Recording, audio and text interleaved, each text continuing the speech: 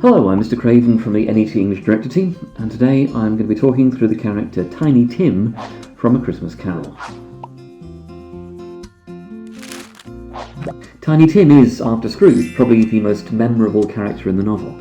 He represents, for Dickens, the plight of the poor and of children, and Dickens believed that how a society treats its children is the true test of its moral worth. Tim is innocent, he's suffering through the actions of others, but he retains his moral purity and generosity of spirit. He prompts the first sympathetic response from Scrooge, and it's partially through Tim's death that, Christ-like, Scrooge is redeemed. Tim's the Cratchits' youngest son, first introduced in Stage 3. He arrives home, carried on Bob's shoulders, and bearing a little crutch, and supported by an iron frame. He's presented as vulnerable, weak, needing support. Tim's siblings both help him and integrate him into family activities, but he does seem particularly close to Bob, his father.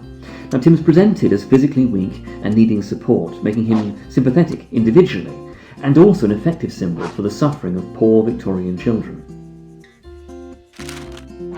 Children were widely viewed as cheap labour for the factories, with poor and dangerous working conditions, adding to already high injury and mortality rates among children. It's never quite clear what Tim's medical condition is, but it's often interpreted as being rickets or something similar, the result of malnutrition, pollution, and poor sanitation. Many of these conditions would have been treatable at the time, if people had the money. Now, Tim is described as good as gold, as generous, selfless, patient, mild. Tim gets thoughtful, Bob notes, and this links to him using his disability, hoping that people may be reminded after seeing him of Jesus. Now, Dickens is ensuring that we see the link between Jesus and Tim.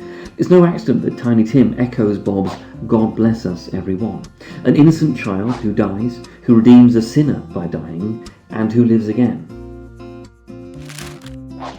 It's worth also briefly noting the impact of Tiny Tim.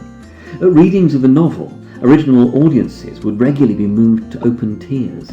There was an upswing in giving to children's charities. Working conditions for children began to be reformed. The Queen of Norway even sent gifts to London's crippled children, signed "With Tiny Tim's Love." Clearly, Dickens' sacrifice of his character was not in vain.